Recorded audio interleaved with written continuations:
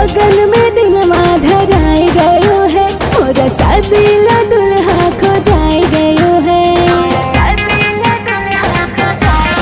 हाँ, लगन में दिनवा धराए गयो है, मोरा शादी ला दुल्हा खो जाए गयो है।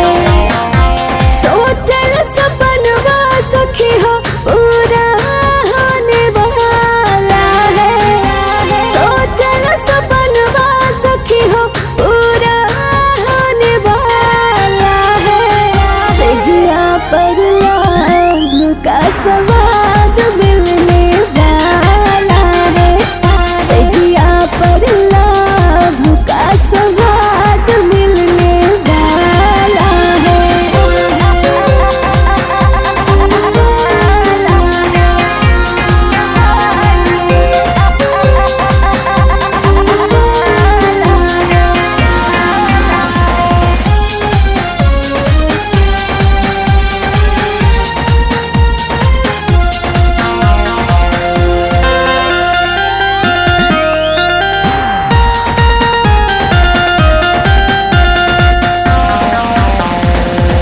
लागत नइखे मान दिल के, कैसे काहे बतिया आवे ना ओंघाई बीते जगले सारी रातिया।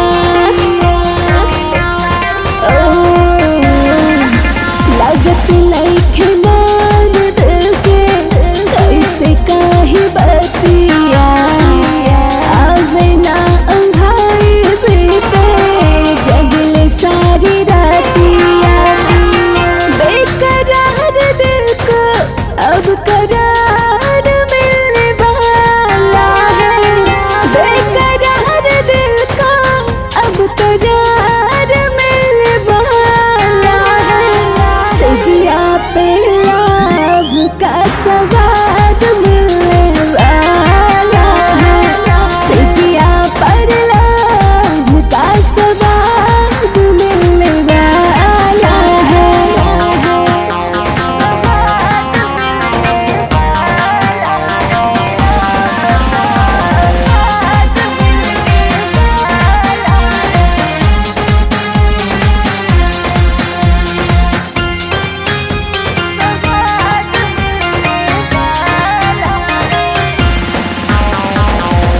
अजब गजब के फीलिंग होता भी दिल में, आई बारात ससुराल जाइब अप्रैल में।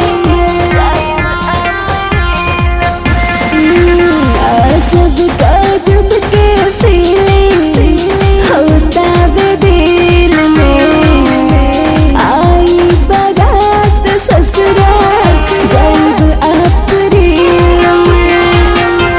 परदीप देवरवा से दीदार होने वाला है, परदीप देवरवा से दीदार होने वाला है।